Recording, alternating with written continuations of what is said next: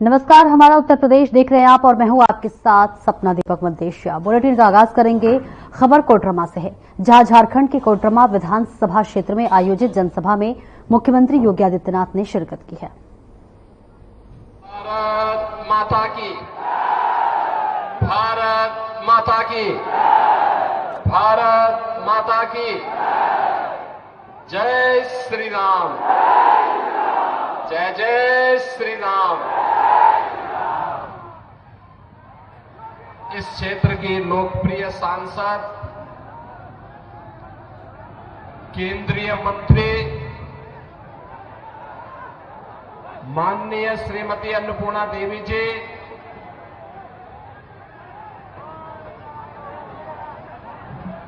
चुनाव के सह-प्रभारी उत्तर प्रदेश से राज्यसभा के माननीय सांसद डॉक्टर लक्ष्मीकांत वाजपेयी जी,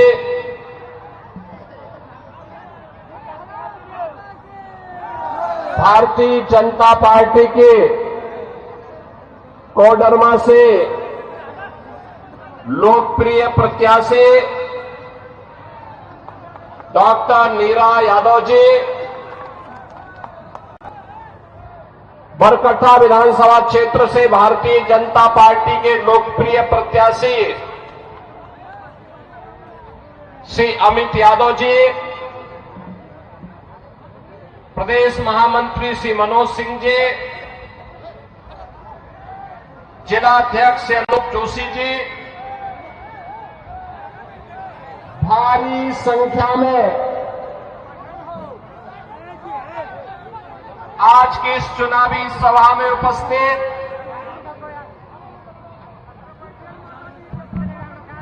कोडरमा, बरकट्ठा और इस क्षेत्र से जुड़े हुए सभी मेरे उपस्थित बहनों और भाइयों,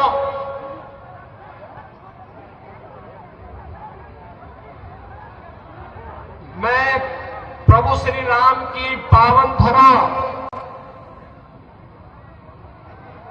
उत्तर प्रदेश की धरती से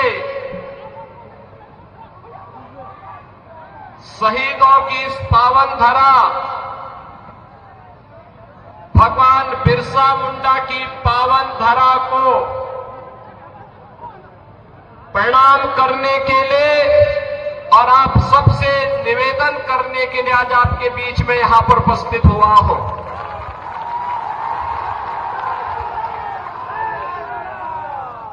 दीपावली का पर्व आपने भी बड़े उल्लास के साथ संपन्न किया है और आज से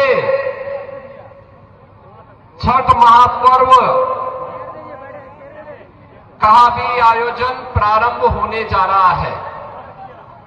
आप सबको मैं छठ की हृदय से बधाई देता हूं और छठी माई आप सबके जीवन में खुशहाली लाए, इसकी भी प्रार्थना करता हूं। बहनों और भाइयों, आपने अभी पिछले दिनों हरियाणा विधानसभा के चुनाव के परिणाम को देखा होगा। हरियाणा के चुनाव के पहले सभी लोग क्या बोलते थे और जब चुनाव के परिणाम आए तो अकेले भारतीय जनता पार्टी 2/3 से अधिक सीट जीती और कांग्रेस धराशायी हो गई। हरियाणा के लोगों से जब पत्रकारों ने पूछा कि चुनाव के पहले तो लगता था कि कांग्रेस और उसके सहयोगी जीतेंगे, ये कैसे हुआ? तो हरियाणा की जनता ने कहा कि विकास, सुरक्षा, सुव्यवस्था और सुशासन के लिए डबल इंजन आवश्यक है। और मोदी जी के नेतृत्व में अगर डबल इंजन की सरकार चले तो इस सोने में सुहागा है। इसलिए हरियाणा की जनता ने निर्णय लेकर के फिर से भारतीय जनता पार्टी को विजयी बनाया है। बहनों और भाइयों, हमारा झारखंड एकोडर्मा प्राकृतिक संसाधनों से भरपूर है। धरती आबा भगवान बिरसा मुंडा की पावन धरा है, शहीदों की धरा है। देश की आजादी के लिए अकेले कोडरमा से एक नहीं, चार हुतात्माओं ने अपना बलिदान दे करके इस देश को ब्रिटिश हुकूमत से मुक्त करने के लिए अपना योगदान दिया था। लेकिन आज क्या हो रहा है झारखंड में? मैं देख रहा था, एक आलमगीर आलम थे, औरंगजेब, देश को लूटा था उसने, देश के पवित्र मंदिरों को नष्ट किया था उसने। और दूसरा, झारखंड मुक्ति मोर्चा का भी तो एक मंत्री था आलमगीर, जो यहां लूट करके जिसके घरों में नोटों की गड्डियां के गरीबों के झारखंड वासियों का पैसा उसके घरों में कैसे नोट की गड्डियां उसके नौकरों और उसके परिवार के अन्य लोगों के घरों में किस रूप में पड़ी हुई थी। ये लूट का इससे दूसरा घटिया स्तर और दूसरा देखा नहीं जा सकता है। और इसीलिए मैं कहने के लिए आया हूं बहनों और भाइयों, ये चुनाव उसी विकास के नाम पर जिन लोगों ने आपको छला है उसको जवाब देने का एक अवसर भी है। भारतीय जनता पार्टी, जहां कहीं पर भी भारतीय जनता पार्टी की सरकारें हैं, उन्होंने विकास का एक मॉडल दिया, उन्होंने विरासत का सम्मान किया। आप यही सोचिए, 1947 में देश आजाद हुआ था, कांग्रेस को देश की जनता ने शासन करने का अवसर दिया था, एक लंबे समय तक उन्होंने शासन किया था। लेकिन क्या कभी किसी ने गरीबों के लिए ईमानदारी से कोई योजना चलाई? बहनों और भाइयों, मोदी जी जब 2014 में प्रधानमंत्री बने थे, मीडिया ने उनसे पूछा था कि प्रधानमंत्री बनने के बाद आपका एजेंडा क्या होगा? मोदी जी ने कहा, एक लाइन में उन्होंने कहा था, सबका साथ और सबका विकास।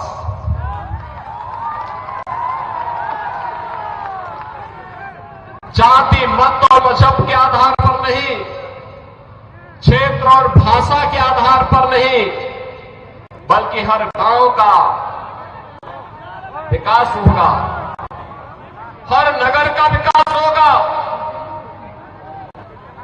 गरीब, किसान, नौजवान, महिलाएं, इन सब का विकास होगा।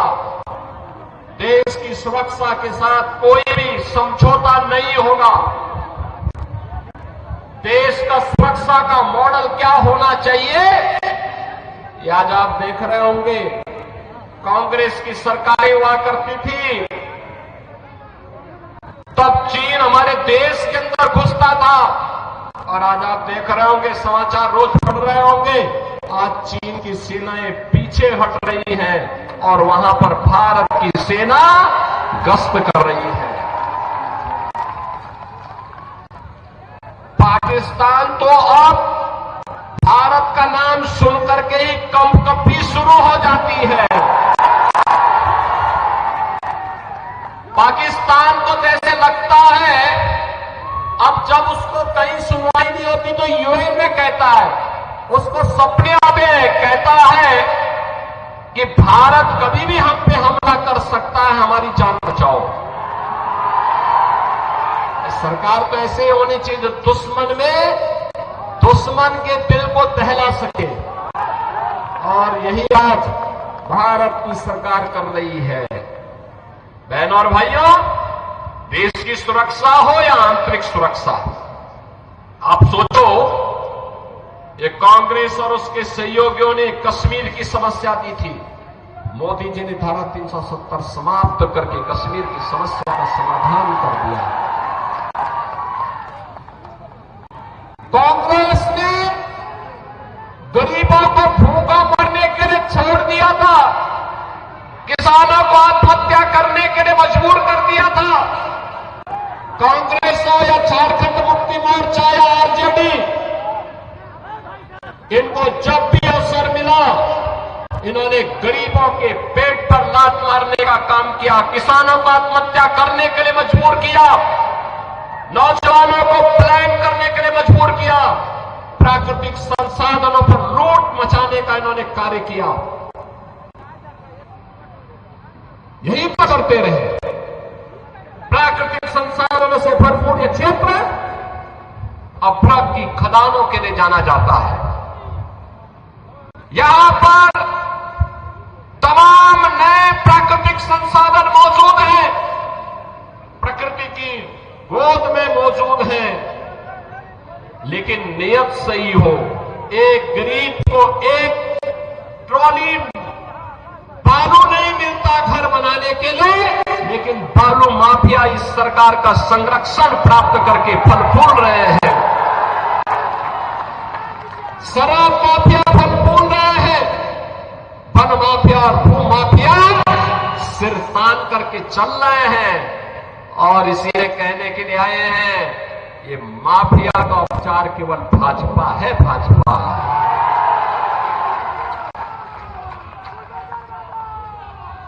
बहनों और भाइयों, 2017 के पहले उत्तर प्रदेश में भी ये माफिया ऐसे सीना तान करके चलते थे, ऐसे चलते थे। इनके लिए गरीब की कोई कीमत नहीं थी, किसान की कोई कीमत नहीं थी, नौजवान की कोई कीमत नहीं थी, बहन और बेटी का कोई सम्मान नहीं था। लेकिन 2017 के बाद जब उत्तर प्रदेश के बुलडोजर ने चलना प्रारंभ किया, तो आज आप देखते होंगे दुर्दांत भूमाफिया, दुर्दांत से दुर्दांत भूमाफिया आज उत्तर प्रदेश की धरती को छोड़ चुके हैं। कुछ तो जेल में है और कुछ लोग राम नाम सत्य है की यात्रा में भी चले गए। भूमाफिया नहीं, खनन माफिया भी नहीं, वन माफिया भी नहीं, पशु माफिया भी नहीं, संगठित अपराध में संलिप्त माफिया भी नहीं। आज तो कोई भी माफिया हो, शराब माफिया हो या बालू माफिया, यूपी से गायब हो गया है। ऐसे ही गायब हो गया है जैसे गधे के सिर की सींग समाप्त हो गई। और इसलिए बहनों और भाइयों, आपसे कहने के लिए माफिया का उपचार केवल भाजपा है। भाजपा की सरकार लाइए, गरीब को उसका हिस्सा भी मिलेगा, गरीब को उसका सम्मान मिलेगा। जिसके पास राशन कार्ड नहीं उसको राशन कार्ड की सुविधा, जिसके पास आयुष्मान कार्ड नहीं उसको आयुष्मान भारत के कार्ड की सुविधा, जिसके पास मकान नहीं उसको मकान की सुविधा। और देश के अंदर एक तरफ मोदी जी के नेतृत्व में एनडीए का गठबंधन है और दूसरी तरफ कांग्रेस के नेतृत्व में झारखंड मुक्ति मोर्चा और आरजेडी जैसा इंडी गठबंधन भी है। दोनों गारंटी दे रहे हैं, लेकिन दोनों की गारंटी में अंतर है। मोदी जी की गारंटी है हर गरीब को मकान देने का, मोदी जी की गारंटी है हर नौजवान के हाथ को कार्य देने का, रोजगार देने का। मोदी जी की गारंटी है हर किसान के सम्मान का। मोदी जी की गारंटी है हर बहन और बेटी की सुरक्षा का। और उनके लिए वे योजनाएं जो उनके हित के लिए आगे बढ़ रही है, उन योजनाओं को प्रभावी ढंग से यहां पर लागू करने का जो 5 गारंटी यहां के लिए भारतीय जनता पार्टी ने दी है। लक्ष्मी जोहार योजना, सभी घरों में 500 रुपये में एलपीजी के भरा हुआ सिलेंडर उपलब्ध करवाना और साल में 2 फ्री में सिलेंडर उपलब्ध, भरा हुआ सिलेंडर भी मुफ्त में उपलब्ध करवाना। गोगो दीदी योजना, ये भी भाजपा की गारंटी है, मोदी जी की गारंटी है कि झारखंड की हर महिला के खाते में हर महीने की 11 तारीख को 2100 रुपये, 2100 रुपये तक की वित्तीय सहायता पहुंचा देना। 21 लाख परिवारों को मिलेगा अपना पक्का घर और सभी परिवारों को घर निर्माण के लिए मिलेगा मुफ्त बालू।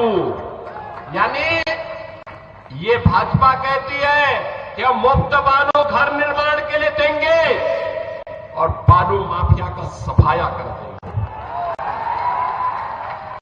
युवा साथी भत्ता, जिन्होंने स्नातकोत्तर की डिग्री प्राप्त कर ली, जिन युवाओं को डिग्री प्राप्त करने के पहले 2 वर्ष में अगर उन्हें कोई नौकरी नहीं मिलती है तो प्रत्येक माह 2000 रुपये की गारंटी भी भाजपा आपको दे रही है, एनडीए आपको दे रहा है।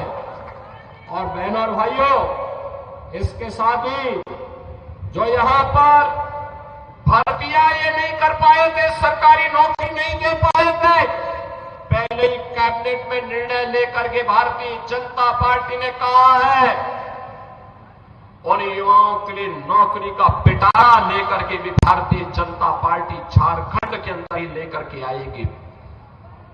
झारखंड के अंदर 5 साल में 5 लाख नौजवानों के लिए नए रोजगार उपलब्ध करवाने के कार्यक्रम को भी भारतीय जनता पार्टी आगे बढ़ाने की बात कर रही है।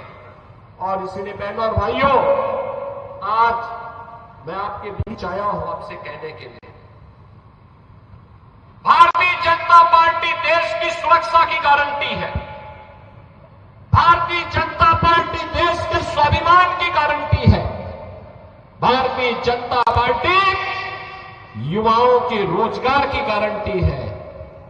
भारतीय जनता पार्टी महिलाओं के लिए सम्मान और स्वावलंबन की गारंटी है।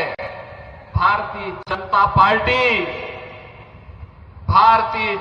पार्टी विरासत और विकास के समन्वय की गारंटी भी है। याद करिए, अयोध्या से तो मैं आया हूं ना।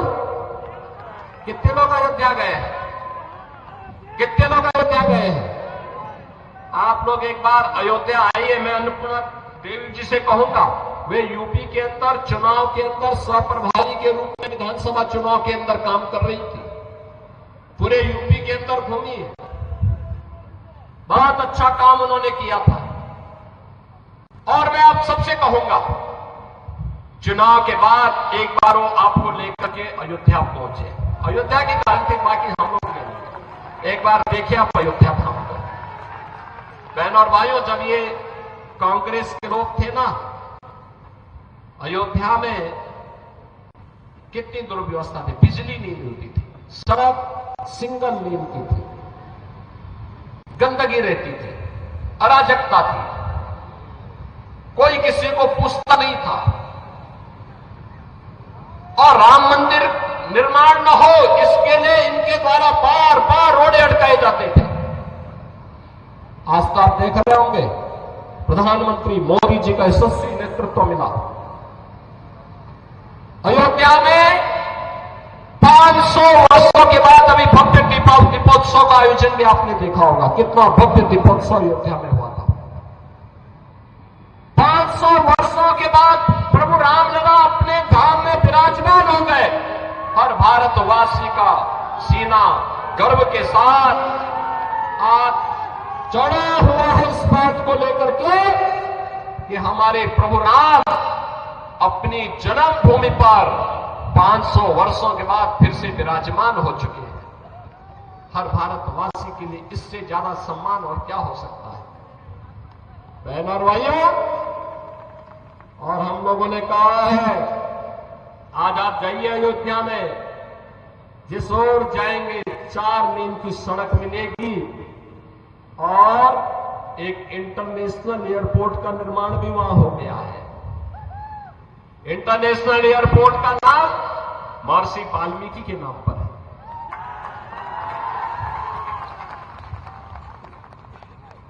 वहां पे जो बड़े बड़े यात्री विश्रामालय बनाए गए हैं उनका नाम है निषाद राज के नाम पर, निषाद राज गुहा के नाम पर। और जो भोजनालय वहां बन रहे हैं, जहां पे श्रद्धालुओं के लिए शुद्ध भोजन प्राप्त होता है, उनका नाम है माता सबरी के नाम पर। और याद करिए, विरासत का दूसरा उदाहरण मोदी जी ने दिया है। 15 नवंबर 13 नवंबर को आपको वोट देना है। 15 नवंबर धरती आबा भगवान बिरसा मुंडा की पावन जयंती जनजातीय दिवस के रूप में मनाने का काम भी मोदी जी ने ही शुरू किया है। और इसलिए बहनों और भाइयों, आज हम सब आपके पास आए हैं। विरासत और विकास का समन्वय कैसे होना चाहिए, सुरक्षा और सुशासन का बेहतर समन्वय कैसे होना चाहिए, ये केवल और केवल भाजपा इसका उदाहरण प्रस्तुत कर सकती है। और डबल इंजन की सरकार जैसे भी हरियाणा ने निर्णय लिया, ऐसे ही झारखंड के अंदर ये भ्रष्टाचार की चंडी, सुरक्षा में सेंध लगाने वाली, माफियाओं को प्रश्रय देने वाली, अराजकता को, गुंडागर्दी को यहां पर बढ़ाने वाली झारखंड मुक्ति मोर्चा और कांग्रेस का, आरजेडी का जो इंडी गठबंधन है, ये देश की सुरक्षा के साथ खिलवाड़ कर रहा है, राष्ट्र के स्वाभिमान के साथ खिलवाड़ कर रहा है। इन्हें मौका नहीं देना है वर्तमान को संवारने के लिए और भविष्य को उज्जवल बनाने के लिए आवश्यक है कि चुनाव में इनकी छुट्टी कर दो। बाकी काम तो भारतीय जनता पार्टी की डबल इंजन सरकार, एनडीए की सरकार आने के बाद स्वयं कर देगी। और इसीलिए आज मैं आप सबसे कहने के लिए आया हूं, जब अयोध्या में प्रभु रामलला के भव्य मंदिर के निर्माण के कार्यक्रम को पूरा करने के बाद मोदी जी के कर कमलों से रामलला 500 वर्षों के बाद अपनी जन्मभूमि पर विराजमान हुए, तब मोदी जी ने एक बात कही थी। उन्होंने कहा था, ये तो एक शुरुआत है, शुरुआत। आप इशारा भी समझे होंगे ना।